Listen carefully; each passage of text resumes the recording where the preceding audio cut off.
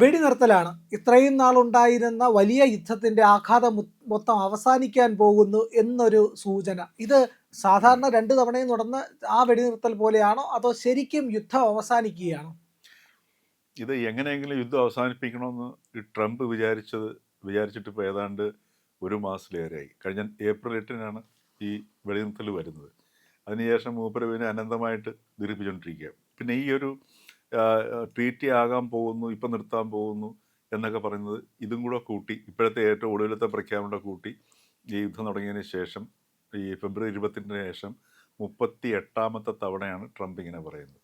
അപ്പോൾ അതുകൊണ്ട് ട്രംപിൻ്റെ വാക്കിൻ്റെ വിശ്വാസ്യത എത്രമാത്രം ഉണ്ടെന്നുള്ളത് അത് പ്രാബല്യത്തിൽ വന്നേ അറിയാൻ പറ്റത്തുള്ളൂ. ഇപ്പോൾ ഇന്ന് നമ്മൾ ഈ സംസാരിക്കുന്നതിന് ഏതാണ്ട് ഒരു 4-5 മണിക്കൂറിന് മുമ്പ് ഇറാൻ പറഞ്ഞത് ഈ ട്രംപ് പറയുന്ന ഡീലൊക്കെ അദ്ദേഹത്തിൻ്റെ സ്വപ്നത്തിലായിരിക്കുള്ളത്, യാഥാർത്ഥ്യമായിട്ടൊന്നും ഇല്ലെന്ന് പറയുന്നത്.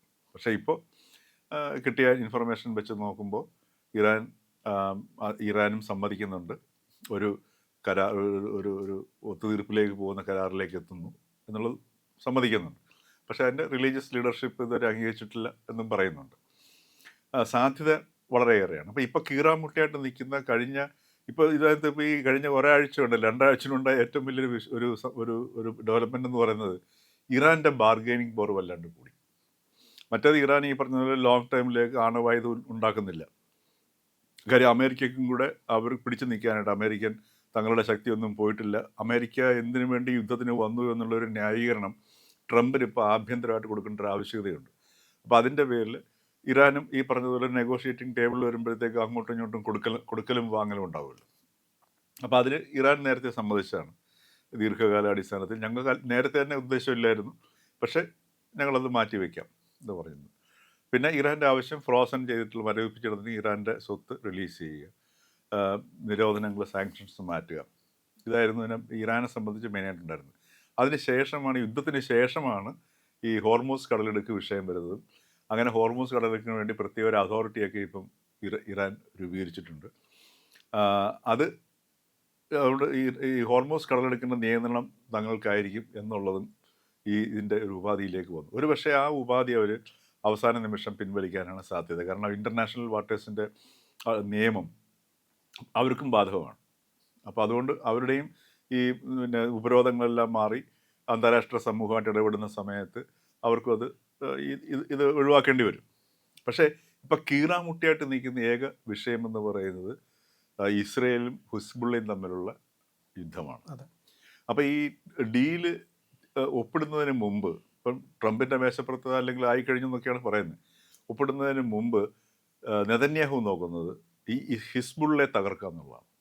ഇപ്പോൾ അവരേതാണ്ട് ഈ ലിറ്റാനി നദിയുടെ അപ്പുറത്തേക്കും അതുപോലെ നെസ്ര നദിയുടെ സമീപത്തേക്കൊക്കെ ഇസ്രയേലി സേന പോയിട്ടുണ്ട്. 20% തെക്കൻ ലെബനൻ ഇപ്പോൾ ഇസ്രയേലിൻ്റെ നിയന്ത്രണത്തിലായിട്ടുണ്ട്. അതുപോലെ ബെയ്റൂട്ടിൻ്റെ സമീപത്തും അവർ ഹിസ്ബുള്ളയുടെ കേന്ദ്രങ്ങളിൽ വ്യാപകമായ നാശനഷ്ടങ്ങൾ കഴിഞ്ഞ കുറേ ദിവസങ്ങളൊക്കെ ഉണ്ടായി, ഈ വെടിനിർത്തലിനിടയ്ക്കേ ഉണ്ടായിരുന്നു.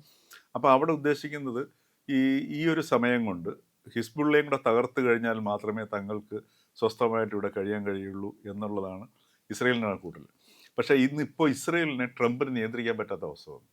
കാര്യം അമേരിക്കൻ രാഷ്ട്രീയത്തെ നിശ്ചയിക്കുന്നതും നിയന്ത്രിക്കുന്നതും ഡെമോക്രാറ്റുകളാണെങ്കിലും റിപ്പബ്ലിക്കൻസ് ആണെങ്കിലും ഏതാനും ജൂത വംശജരുടെ കയ്യിലാണ് അമേരിക്ക എന്ന് പറയുന്നത്. അവരുടെ എല്ലാ മൾട്ടിനാഷണൽ കമ്പനീസും ഈ പറഞ്ഞ പോലെ അവിടുത്തെ സമ്പദ് വ്യവസ്ഥ എല്ലാം നിയന്ത്രിക്കുന്നത് ഈ ജൂത സമൂഹമാണ്. അപ്പോൾ അവരുടെ താല്പര്യമാണ് പിന്നെ ഇസ്രയേലിൽ റിഫ്ലക്റ്റ് ചെയ്യുന്നത്. അതുകൊണ്ടാണ് ഇപ്പം ട്രംപിന് നെതന്യാഹുവിനെ മെരുക്കാൻ പറ്റാത്തൊരവസ്ഥയിൽ നിൽക്കുന്നത്. അതല്ലെങ്കിൽ നേരത്തെ തന്നെ ഈ ഉടമ്പടി ആവേണ്ടതായിരുന്നു. ഇപ്പോൾ 2-3 ദിവസം മുമ്പ് അപ്പാച്ചെ വിമാനം അവിടെ അടിച്ചിട്ടു അല്ലേ? അത് സത്യം പറഞ്ഞു കഴിഞ്ഞാൽ ഇത്രയും വലിയൊരു ഹ്യൂമിലിയേഷൻ അമേരിക്കയ്ക്ക് ഉണ്ടാവാനില്ല. കാരണം അതിൻ്റെ തലേ ദിവസം ട്രംപ് പറഞ്ഞു, ഒന്നുമില്ല ഇനി അവരുടെ കയ്യിൽ, ഇപ്പം ഞങ്ങളുടെ വിമാനമൊക്കെ രാത്രിയിലൊക്കെ അങ്ങനെ അയച്ചു കഴിഞ്ഞാലോ, അതല്ലെങ്കിൽ അങ്ങോട്ടൊരു ജെറ്റ് ഒരു ഡ്രോൺ അയച്ചു കഴിഞ്ഞാൽ ഈ തോളിൽ വെച്ച് ഇടിച്ച് വീഴുന്ന സാധനമേ അവരുടെ കയ്യിലുള്ളൂ. അവരുടെ ഇറാൻ്റെ കയ്യിൽ മുഴുവൻ തകർത്ത് കഴിഞ്ഞു, ഞങ്ങൾക്ക് ഭയങ്കര വിജയമായി. കാര്യം അത് യുദ്ധത്തിൽ നിന്ന് തലവരാൻ വേണ്ടിയിട്ടാണ്. കാര്യം ഞങ്ങൾ വിജയിച്ചു, അങ്ങനെ പിന്മാറുകയാണെന്നൊരു ധാരണ വരുത്താൻ വേണ്ടിയിട്ടാണ് ട്രംപ് ആശ്രമം തുടങ്ങിയിട്ട് കഴിഞ്ഞ 1.5 മാസമായ ആശ്രമം തുടർന്നുകൊണ്ടിരിക്കുകയാണ്.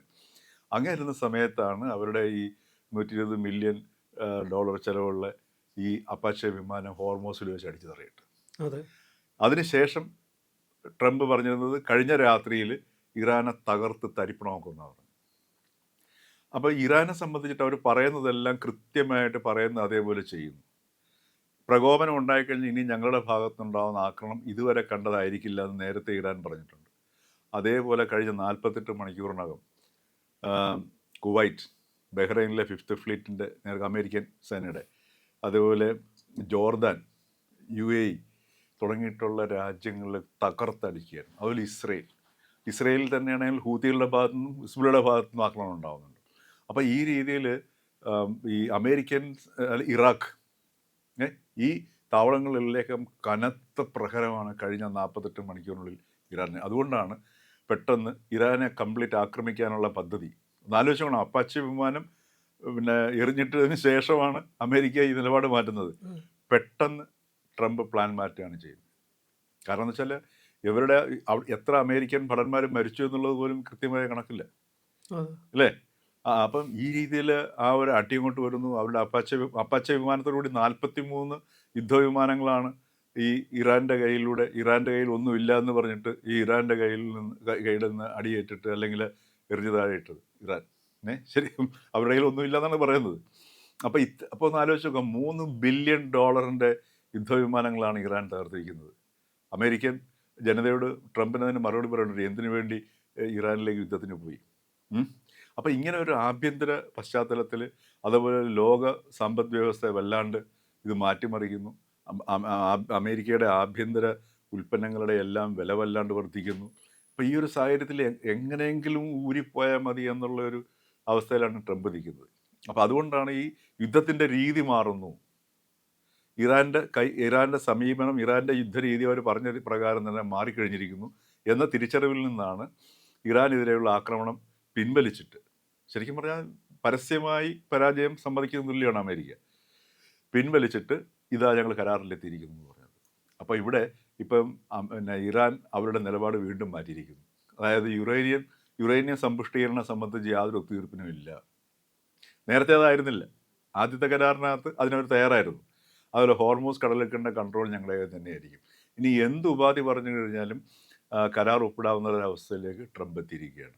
അപ്പോൾ ഈ 38ാമത്തെ പ്രഖ്യാപനമാണ് ഇത് ട്രംപിൻ്റെ ഇപ്പോൾ ഈ വരുന്നത്, യുദ്ധം തുടങ്ങിയതിന് ശേഷം. മിക്കവാറും ഇത് യാഥാർത്ഥ്യമാകാനാണ് എല്ലാവിധ സാഹചര്യങ്ങളും കാണുന്നത്. ഇല്ല എന്നുണ്ടെങ്കിൽ അതിവിനാശകരമായ ഒരു യുദ്ധ സാഹചര്യമായിരിക്കും നമ്മൾ ഈ പശ്ചിമേഷ്യയിൽ കാണാൻ പോകുന്നത്. അത് കഴിഞ്ഞ 48 മണിക്കൂറിനുള്ളിൽ അത് പ്രകടമായി, മനസ്സിലായി. അപ്പോൾ ഇറാനെ സംബന്ധിച്ചിട്ടുള്ള അവർ കൃത്യമായിട്ട് പറയുന്നതും അവരുടെ പ്രവൃത്തിയും തമ്മിൽ ഒരു ചെറിയ വ്യത്യാസം പോലും ഇല്ലാതെയാണ് ഇതുവരെ നീങ്ങിയിരിക്കുന്നത്. യുദ്ധത്തിന് മുമ്പ് പറഞ്ഞത് മുതൽ ഇതുവരെ എല്ലാം പറഞ്ഞിട്ടാണ് അവർ ചെയ്യുന്ന സംഗതി. അപ്പോൾ ആ ഒരു പശ്ചാത്തലത്തിൽ ഇപ്പം ട്രംപ് കാര്യം മനസ്സിലാക്കുകയും അതിനകത്ത് നിന്ന് ഈ പറഞ്ഞ പോലെ ഉടമ്പടിയിലേക്ക് വന്ന് യുദ്ധം അവസാനിക്കാനുള്ള എല്ലാ സാധ്യതയുമാണ് തെളിഞ്ഞു കാണുന്നത്. പക്ഷേ ഇനിയിപ്പോൾ നമുക്കുള്ള ഏറ്റവും വലിയ ആശങ്ക എന്ന് പറയുന്നത്, നമ്മൾ ഇന്ത്യക്കാർക്ക് ഹോർമുസ് തുറക്കുമോ, ഹോർമുസിൽ ഇനി പ്രശ്നങ്ങൾ ഉണ്ടാകുമോ, നമുക്ക് ഇവിടെ LPGയും പെട്രോളും ഒക്കെ കൃത്യമായിട്ട് കിട്ടുമോ, അതിനെന്തെങ്കിലും തടസ്സം വരുമോ എന്നുള്ളതാണ്. ഈ കരാർ വന്നതിനെ അഭിനന്ദിക്കുകയൊക്കെ ചെയ്യുന്നുണ്ട് ബെഞ്ചമിൻ നെതന്യാഹു. സാധാരണ വിടുവായത്തം പറയുകയാണ് സ്ഥിരം ട്രംപ് ചെയ്യുന്നത്, അതുകൊണ്ട് വിശ്വാസം കുറവായിരുന്നു. ഇപ്പോൾ ബെഞ്ചമിൻ നെതന്യാഹു കൂടെ പറയുമ്പോഴത്തേക്കും നമുക്കൊന്ന് വിശ്വസിക്കാം, ഖമനേയി സമ്മതിച്ചു എന്ന് പറയുന്നു. അങ്ങനെയാണെങ്കിൽ ഈ ഹോർമുസിൻ്റെ ഭാവി എന്താവും?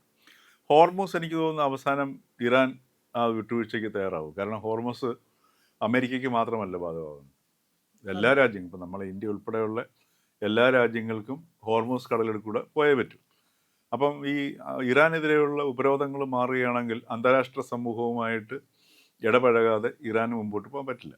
അങ്ങനെയുള്ളൊരു അപ്പോൾ അവരുടെ കയ്യിലുള്ള എണ്ണ ശേഖരം അത് വിൽക്കണമെന്നുണ്ടെങ്കിലും അതുവഴി കടന്നു പോയേ പറ്റത്തുള്ളൂ. അപ്പോൾ അതുകൊണ്ട് അവസാന നിമിഷം എനിക്ക് തോന്നുന്നു അവർ ചിലപ്പോൾ അതിനകത്ത് ഒരു പക്ഷേങ്കിൽ അവർക്ക് നിയന്ത്രണം അതിനകത്തുണ്ടെങ്കിൽ രാജ്യങ്ങളായിട്ടുള്ള ബന്ധങ്ങളുടെ അടിസ്ഥാനത്തിൽ അവ നിർണ്ണയിക്കപ്പെടാനാണ് സാധ്യത. പക്ഷേ അതിനുപരി ഒരു കരാർ നിയമത്തിൽ ഇത് വരികയാണെന്നുണ്ട്, കരാർ പ്രാബല്യത്തിൽ വരുന്നത് യുദ്ധം അവസാനിക്കുകയാണെങ്കിൽ ഒരു പക്ഷേങ്കിൽ ആ ഒരു ഹോർമൂസ് കടലിടുക്ക് പഴയ ഒരു പൂർവ്വസ്ഥിതിയിലേക്ക് എത്താനുള്ള സാധ്യതയും തള്ളിക്കളയാനാവില്ല. കാര്യം ഇറാനും അന്താരാഷ്ട്ര ഒരുപക്ഷെ അവരതായിരിക്കും അതിന് ഉപയോഗിക്കുക, അതിനുവേണ്ടിയുള്ള ഒരു ബാർഗെയിനിങ്ങിന് വേണ്ടി ആയിരിക്കും അവരത് ഉപയോഗിക്കുക, ഈ അവരുടെ പുറത്തുള്ള സകല ഉപരോധങ്ങളും എടുത്തു മാറ്റുക.